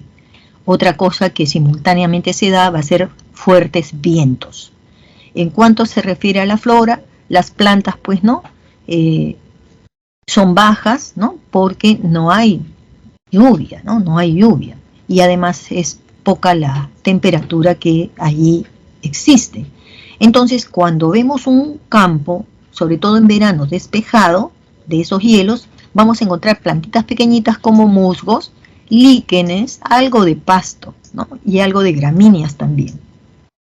Si hay arbustos, son pequeños. En el caso de la fauna tenemos, ¿no?, animales muy especiales como los renos, los caribú, los zorros, los lobos, bueyes, osos polares y varias especies también de aves, ¿no? En la tundra alpina encontramos cabras, monteses y otros. Destacan también los esquimales. Los esquimales vienen a ser comunidades, ¿no?, indígenas que habitan sobre todo en la parte, digamos, de la zona ártica. Son comunidades, son personas, ¿no?, que conservaron su etnia y que trabajan ahí. La caza ilegal hace daño y el cambio climático de la misma manera. ¿Por qué? Por la construcción también de la infraestructura, sobre todo industrial. ¿Qué tipo de industria hay aquí? La industria petrolera. Así que muchas construcciones para ese tipo, ¿no?, de lugares donde se extrae petróleo o donde se refina el petróleo hacen daño a estos espacios.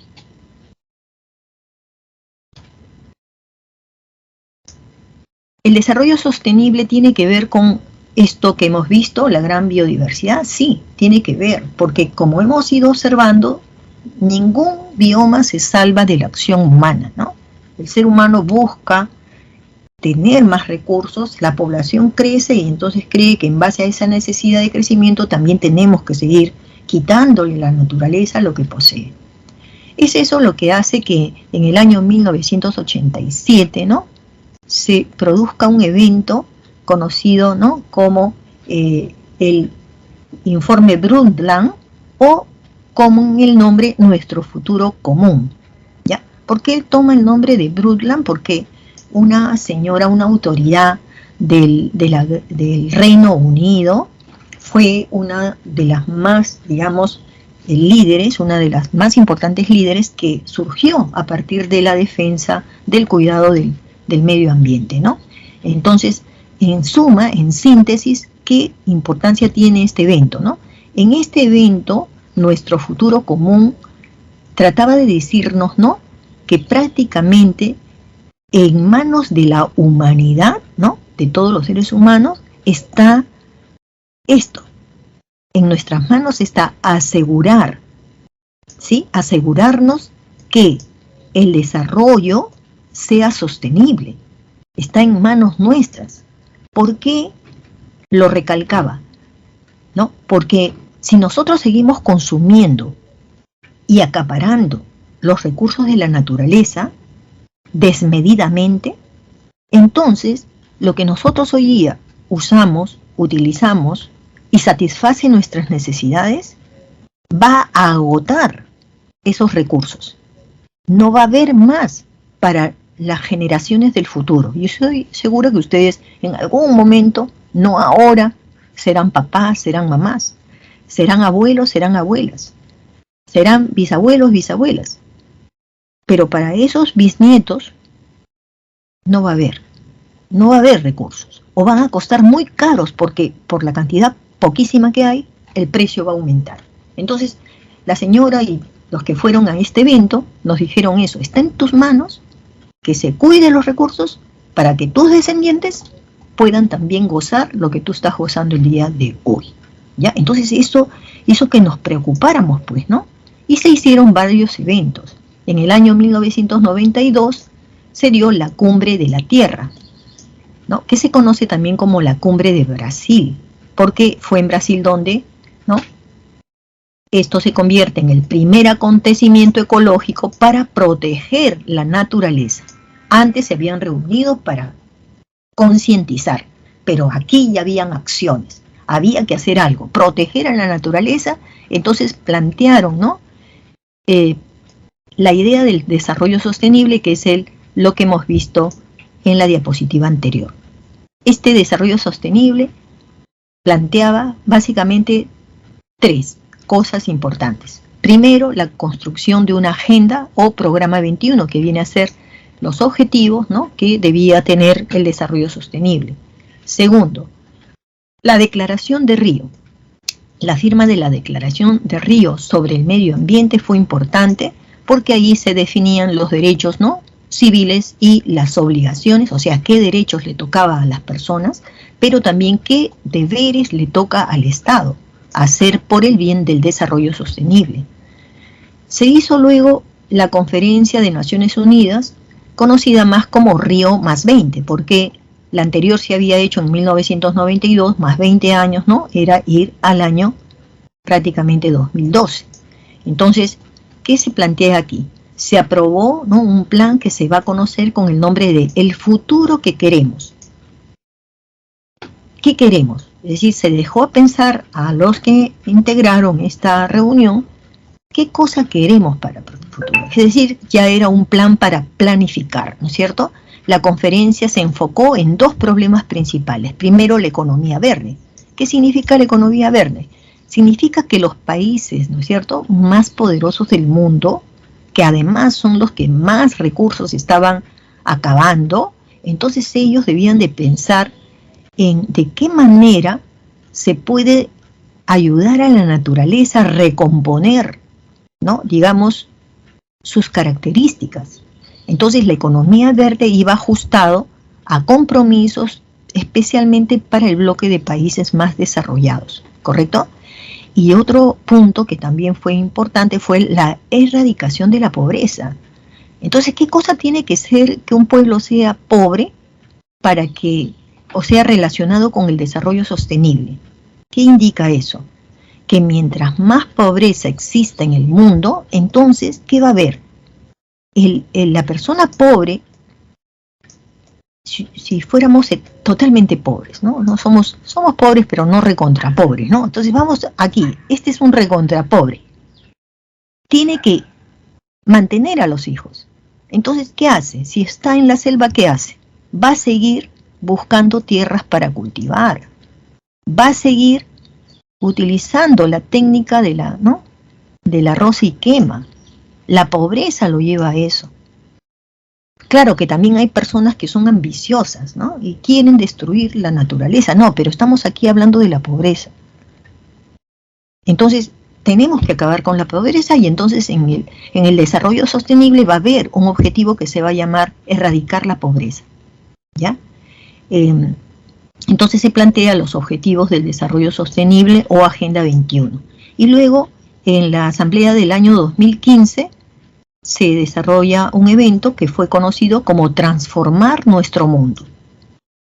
Y es ahí donde se adoptan, ¿no?, los acuerdos, los objetivos en la Agenda 2030, donde el punto número 1 dice acabar con la pobreza, ¿no?, en todas sus formas. Y aquí ustedes van a tener, ¿no?, una visión amplia de lo que tiene la Agenda 2030. ¿Ya? Una agenda es un compromiso adelantado, donde se está planificando lograr llegar a todos estos objetivos. Son 17 objetivos para transformar nuestro mundo. Y el primero es acabar con la pobreza. Hay otro que se refiere a una educación de calidad, ¿no? Ahora, una educación de calidad, porque también por ignorancia cometemos, digamos, faltas, especialmente contra, digamos, el respeto a los principios de la naturaleza, ¿no? Bien, entonces aquí abarca varias cosas, temas que tienen que ver con la salud, con el agua limpia, ¿no? No derrochar el agua y tenerla además limpia, tiene que ver con la reducción de las desigualdades, porque aquí a quien va a afectar es a las personas, ¿no?, digamos, que menos recursos tienen, ¿no? Y en fin, necesitamos también seguir trabajando esos compromisos que tienen que ver con la reducción de los gases de efecto invernadero, ¿no? Y hay algo que aquí me gusta mucho, que es que en el último punto se puso alianza para lograr los objetivos. ¿Qué quiere decir? Que un país solito, por más voluntad que tenga, no va a dar solución a sus problemas. Así que lo más obvio es que nosotros firmemos alianzas, ¿no? Que ya venimos teniendo varios convenios, por ejemplo, el convenio para el Tratado para la Defensa de la Amazonía, tenemos firmadas 4 países. Entonces es así, con alianzas, con colectivos, es que vamos a poder llegar a salvar este mundo, ¿sí? Se muestran aquí las 5 esferas de la Agenda, ¿no?, 2030, se desprenden entonces, ¿no?, digamos, de estos 17 objetivos, digamos, están abarcando estas áreas, ¿no?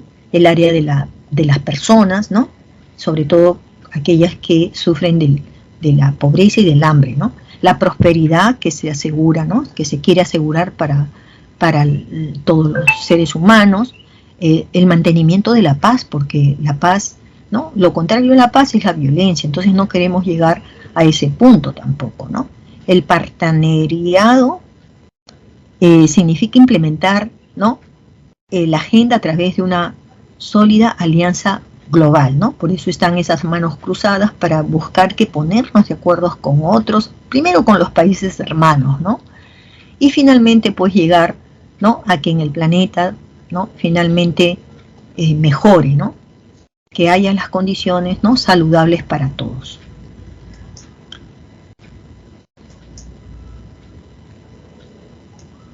Bien, el Perú y la Agenda 2030 ha avanzado. Ya en la Constitución Política del Perú tenemos, ¿no?, que los recursos naturales son considerados como patrimonio de toda la nación, ¿no?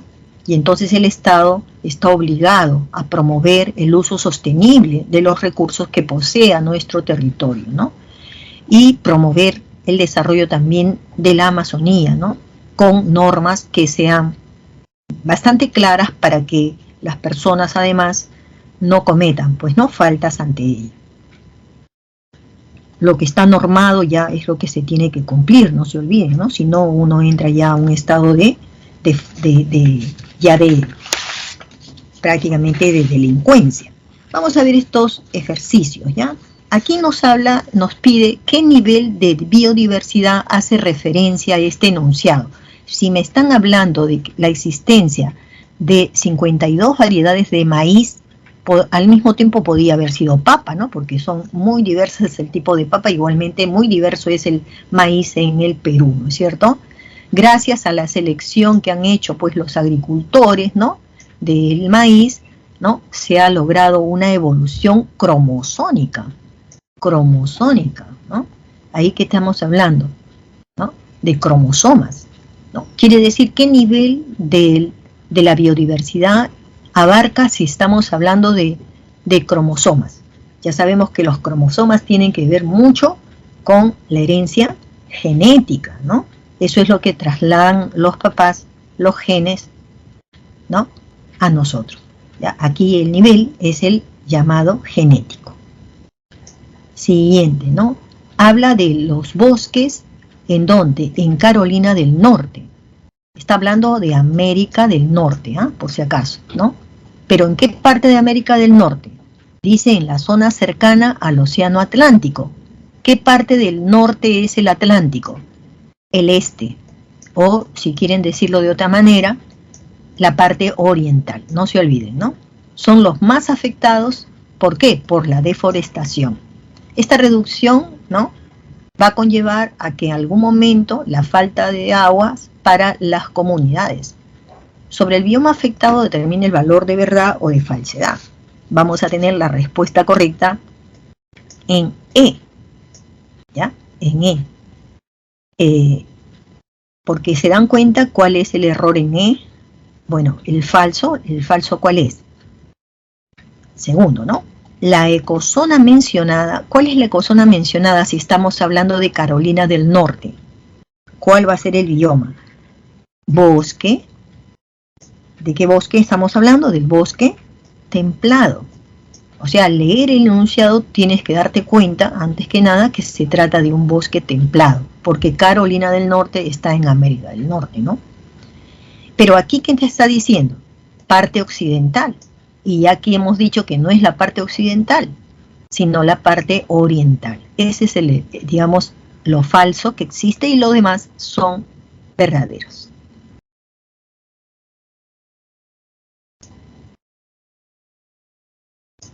En esta de aquí hay que establecer la relación entre el tipo de bioma y lo que podría ocurrir ¿no?, como característica. Aquí la clave correcta la vamos a tener.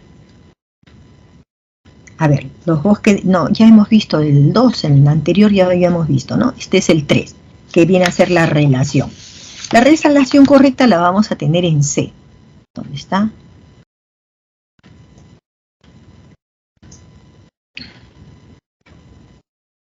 La tenemos en C. Ay, ¿dónde estás? En C.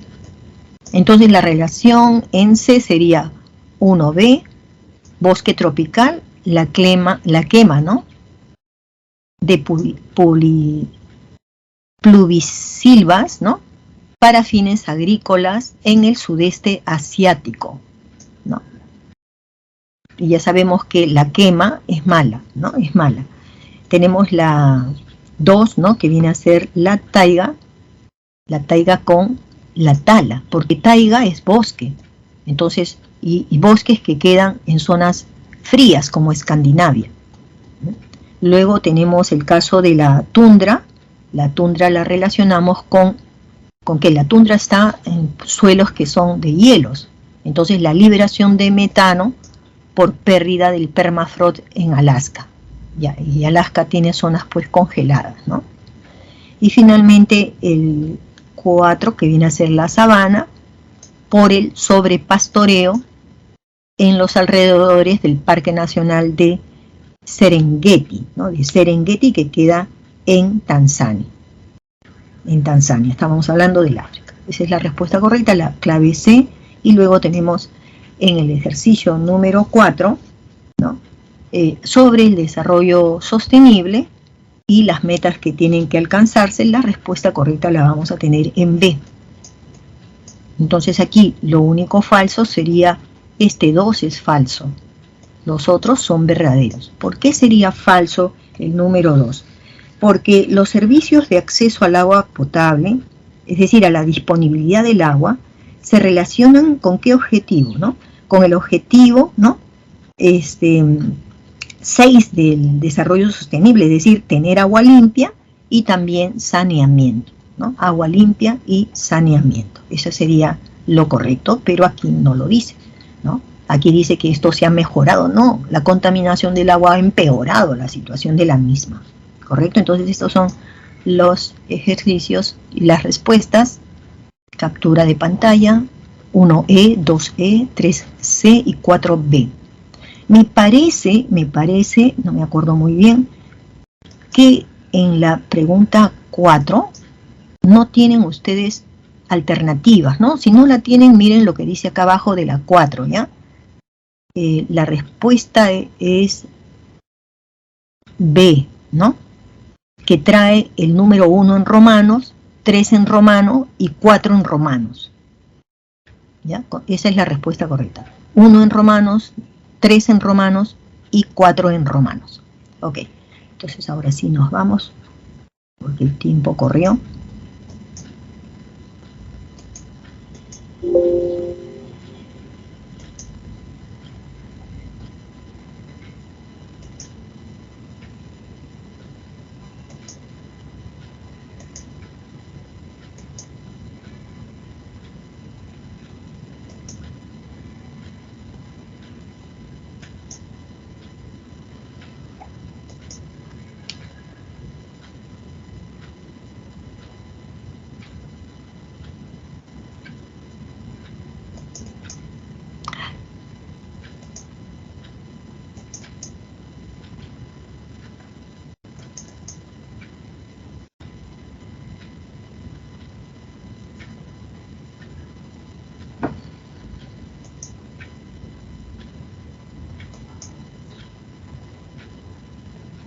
En educación cívica vamos a trabajar ahora identidad y la interculturalidad. Bien, para trabajar la interculturalidad necesitamos antes que nada entender qué significa, ¿no?, lo que se llama identidad nacional. Como saben ustedes, digamos, uno de los objetivos más importantes que se ha señalado al comienzo de la Constitución Política del Perú es que se respeta, ¿no?, de todas formas, al ser humano, ¿no? El ser humano debe poseer, por lo tanto, un reconocimiento muy especial, ¿no?, entre todos los seres del planeta, ¿no? Entonces, para construir esta identidad, no se hace de la noche a la mañana. Acá se nos señala que es todo un proceso permanente de construcción social, es decir, que la identidad que tiene cada uno de ustedes, claro, ustedes piensan que, o quizás ustedes piensan, ¿no?, que tener un nombre y un apellido ya te identifica, pero no basta. ¿Por qué? Porque tu nombre y apellido, ¿cuándo se te dio? El mismo día que naciste. Tus padres te dieron ese nombre y esos apellidos. Pero ya cuando uno va creciendo no es solamente su nombre y su apellido, sino es su forma de ser.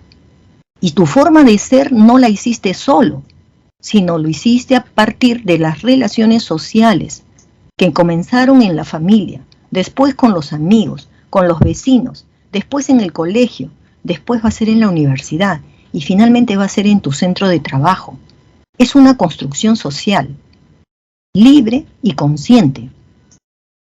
Continuamente se ha dado un crecimiento en ustedes y en mí también, y ha sido permanente. Todos los días aprendemos algo bueno y algo malo. Todos los días se nos da la oportunidad para desarrollar también nuestra conciencia. No es solamente aprender lo bueno y lo malo, sino también juzgar eso. Ustedes ya a esta edad deben juzgar. No que las mamás les digan que esto es bueno, esto es malo, sino ustedes, conociendo la realidad, ustedes van a poder juzgar. ¿Qué quiere decir? ¿Qué te parece a ti? Tú te vas a señalar tus juicios críticos respecto a lo que está pasando. Eso es la identidad nacional. Ya no es solamente tu nombre y apellido, sino es todo lo que ya se ha formado en ti, en los aspectos sociales, en los aspectos de comunicación, en los aspectos legales, en lo ético, todo eso, ¿ya? No es solamente identidad nacional, entonces se necesita de algo más, ¿no? El sentido de pertenencia va conjuntamente con el de identidad, porque tú, como has nacido en un hogar, en una familia, en un barrio, ¿no? En un tipo tal de colegio, entonces tú o has hecho grupos de amigos, no solamente con personas, sino también te has identificado con tu colegio. Por ejemplo, cuando ingreses a nuestra universidad, la mayoría de nuestros estudiantes, ¿no? Ya fortalecen esa identidad que tienen cuando ingresan a la Universidad de San Marcos. ¿Por qué? Porque tenemos estudiantes que vienen de todos los lugares del Perú y todos son libres de expresar lo que sienten y lo que piensan, ¿correcto? Pero ¿a qué se debe? Se debe a que nosotros somos parte de una identidad cultural, de una identidad histórica que nos ha venido por nuestros héroes, ¿no es cierto? De una identidad social por el barrio, por nuestra familia, por sus costumbres y de una identidad étnica también, ¿no? Lo étnico está entrando aquí también en lo cultural, ¿sí? Entonces, la identidad cultural es más que tu nombre, ¿no? Es un proceso dinámico donde las personas comparten, ¿qué cosa? Su cultura. Y además no solamente lo comparten, sino que para compartir tú tu cultura a otros es porque te sientes orgulloso, ¿no? De esa herencia. Si te quedas callado, entonces tu identidad cultural no está bien fortalecida, ¿me entiende? Otra cosa, no existe, ¿no? La cultura sin la memoria. ¿Qué quiere decir eso? Que cuando digas tu nombre, además, con eso y con la manera como te vamos a ver y conocer, es que nosotros vamos a ver en ti que te sientes orgulloso también de tu familia, de tus abuelos, cómo vivían, cómo trabajaron, cómo se esforzaron, qué hicieron para que tú seas la persona de hoy, ¿no? Entonces, y eso es tener memoria. Quien mantiene esa memoria de su cultura es porque está teniendo una identidad que lo va a caracterizar y lo va a hacer más seguro que otras personas que no saben, no se ubican, ¿no? No sé si soy hippie o no soy hippie, no sé, porque me quiero vestir como ellos, porque me gusta, me encanta, ¿ya? Pero que me he olvidado de los míos, porque ya la cultura hippie vino de los Estados Unidos y se mantuvo por muchos años en algunos papás nuestros. En mí se ha mantenido un poquito, pero a mí me gusta mi cultura. Si yo tuviera el arte, ¿no? Y en cada prenda de vestir algo, coloco algo que me llama la atención, me lo puedo poner, lo puedo tener, lo puedo colgar, ¿no? ¿Correcto? Entonces, eso es importante, ¿ya? Ustedes van a seguir leyendo esas partes. La diversidad cultural finalmente va a aparecer, sobre todo en países como el nuestro, el Perú, y muchos otros países de América también, porque hemos sido países hermanos. Son hermanos nuestros, hemos poseído la misma cultura. Acuérdense que el Tahuantinsuyo pues llegaba, ¿no? Hasta Colombia, ¿no? Por el sur llegaba hasta Chile. Una parte norte de Argentina también ha sido parte del Tahuantinsuyo. Durante la época colonial hemos sufrido y vivido también lo mismo.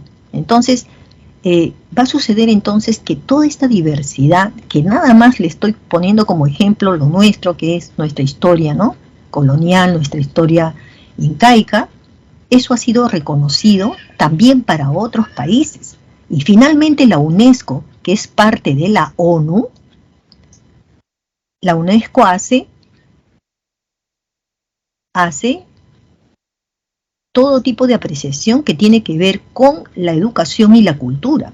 Entonces, la UNESCO ha reconocido, ¿no?, que todo país que tenga tan diversas expresiones culturales, esa expresión cultural la ha considerado patrimonio cultural de la humanidad.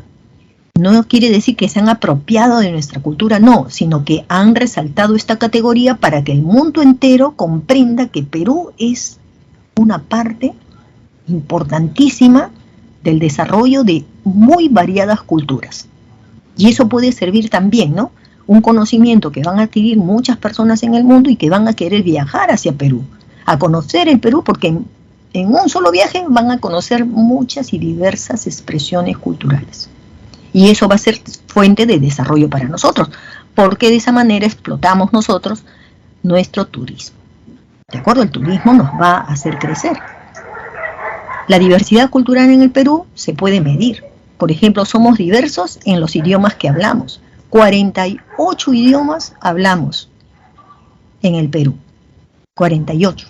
De esas 48, en cantidad de personas, ¿no? Son 4,5 millones hablan su lengua indígena y originaria. Es decir, están hablando, ¿no?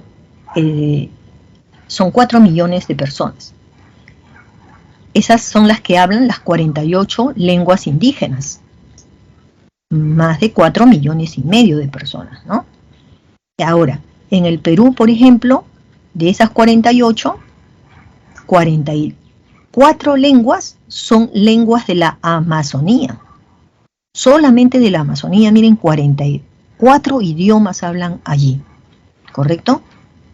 Aquí en Lima, inclusive se puede notar, en San Juan del Lurigancho, allí hay, ¿no? Digamos, unas comunidades, digamos, indígenas, ¿no? Que son quechua hablantes, ¿no? En el país.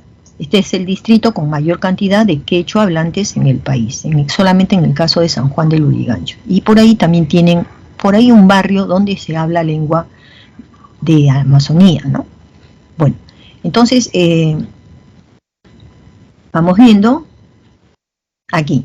La diversidad cultural en el Perú, ¿no? Uno de los factores que explica por qué, digamos, el Perú tiene toda esta diversidad, ¿no? Va a ser lo siguiente. Por nuestra geografía, ¿no? Es el principal factor, porque las poblaciones se van ubicando en distintos lugares donde les favorezca el clima y también los paisajes, ¿ya? Pero aparte de eso, el clima y los paisajes también propician, ¿no? En estos mismos pueblos, digamos, ciertas costumbres, ciertos ritos. ¿Se dan cuenta? Entonces, como saben ustedes, el sol es algo de todos los días del año, ¿no? Sobre todo en las partes templadas de la región andina. El caso de Lima no es así. Dense cuenta nada más ustedes. En Lima, por ejemplo, ¿qué hacemos? Para los meses del invierno nos abrigamos y generalmente optamos por los colores oscuros. Los colores oscuros, ¿no? Los grises, los negros. En la región andina, todo el año tienen radiación solar, es decir, ven el sol. Entonces el sol es para ellos importantísimo. Sus costumbres relativas al sol, relativas a la adoración de la tierra, todo va a ser muy natural. Es parte de sus ideas y esos hay que respetarlos. En cambio nosotros no, pues porque del sol solamente lo vemos, como ven ustedes, ahora en el verano. Después todo el año, todo el resto de los climas, todo el resto de las estaciones, generalmente tenemos un cielo blanco porque las nubes, estratos no nos permiten ver el sol, ¿no? Otros factores que hacen que nosotros vayamos adquiriendo una cultura, la tenemos aquí en la presencia de culturas originarias, ¿no? Hay veces se encuentran estas expresiones, por ejemplo, esta es en la calle, ¿dónde es? En la calle Capón, ¿no? Aquí nomás, en el centro de Lima, ¿no? Y ven, ellos han mantenido sus costumbres, porque esto es un barrio, fue un barrio chino, ahora lo sigue siendo. Entonces, estas expresiones culturales que vienen de nuestros antepasados, los chinos que llegaron a Perú, se está manteniendo y se sienten orgullosos, ¿no? Otros factores es el mestizaje, ¿no? Que ha habido a lo largo. Imagínense, tenemos descendientes de, ¿no? De mestizajes, españoles con indios, ¿no? Con indígenas. Tenemos, con los españoles vinieron también árabes. Por eso es el estilo también en la cultura de la construcción de los balcones, es de estilo árabe. Entonces no olvidemos esa parte porque a veces la olvidamos, ¿no? La parte árabe, ¿no? Entonces, porque descendemos también de ellos, con los españoles vinieron hijos de árabes también, ¿no? Y hoy día también pasó, ¿no? Entonces en la historia, hijos de chinos que quedaron aquí también son nuestros antepasados. Otro factor es la influencia, ¿no? Influencia del mundo, ¿no? Influencia del mundo por influencias de medios de comunicación también, sí. Hay también ciertas influencias ya extranjeras, ¿no? Bien, cuando se transforma, digamos, un país rural a uno urbano, a través de los años esas poblaciones también van cambiando un poquito, no todo, cambian en algo, ¿no? La cultura, pero mantienen otras, ¿no? Tenemos en el Perú las etnias amazónicas que se organizan formando comunidades nativas que son reconocidas por el Estado. Estas comunidades nativas tienen algo muy especial porque ellos tienen muchos vínculos en común, ¿no? Esos vínculos, por ejemplo, serían que hablan el mismo idioma, sus culturas son, ¿no?, digamos, similares y las practican. Aparte que ellos trabajan en comunidad, es decir, todo lo que tienen lo comparten luego. Si lo que tienen todos en propiedad es la tierra, el producto de la tierra lo tienen que compartir toda la comunidad, ¿no? Eso es algo que nos viene desde nuestros antepasados, desde tiempos incaicos. ¿Recuerdan? Ahora cada quien, aquí sobre todo en la zona urbana, cada quien vive con lo que tiene, vive con lo que puede, ¿no? Pero no, aquí en estas comunidades no es así, no hay tanto individualismo, sino que hay un compromiso social entre ellos, que lo han mantenido por sus costumbres. La gente urbana también nos queda alguito, no sé si ustedes, pero por ejemplo de cuando en cuando hay alguien que lo necesita y hace, ¿no?, que hace su pollada y le compramos la pollada para ayudarlo. Es una manera que ha sobrevivido, pero no todos, ¿no? Las etnias de mayor población son los Ashaninka, esto es en la parte, ¿no?, amazónica, los Aguajún y los Shipibo-Conibos. San Marcos tiene vacantes para etnias como estas de aquí. Yo he tenido una alumna Aguajún que el día de hoy es directora de un colegio. Miren ustedes, hay vacantes para estos estudiantes. Etnias andinas, las comunidades campesinas, que están también reconocidas por ley mediante el Estado. Organizaciones que también comparten la tierra, que también comparten los frutos y que también comparten sus costumbres, sus medios para expresarse con el baile, con sus idiomas, etcétera, ¿no? Los idiomas que se están hablando son el quechua, el aymara, el jácaru y el aru. Les quiero decir algo. Bueno, lo que más se habla obviamente es, ¿no?, el quechua, pero hay idiomas que se están perdiendo. ¿Por qué? Porque ya hay pocas familias descendientes de jacarus o de arus. Cuando se extingue una lengua, prácticamente se pierde la historia de esa cultura. Y las historias marcan muchas cosas importantes que nosotros necesitamos saber. Vínculos ancestrales, la propiedad común de la tierra, el trabajo comunal, la ayuda mutua entre ellos. Todo eso, ¿sí? Bien, me faltan unos 3 minutos para terminar. Vamos a ver. Diversidad lingüística, ya hemos visto que es muy, muy variado. Existen 48 lenguas originarias y 4 son andinas. Sí, gracias, Karina. Bien, solamente ya les puedo mostrar. Ustedes ven, todo es referente a la cultura nuestra y todos somos peruanos, así que no creo que hayan problemas, ¿no? Van a desarrollar esta parte, solamente les voy a dar las claves. Esta, por favor, capturen la pantalla. 1E, 2C, 3B de bote, 4D de dado. Nos estamos viendo, cuídense mucho, siempre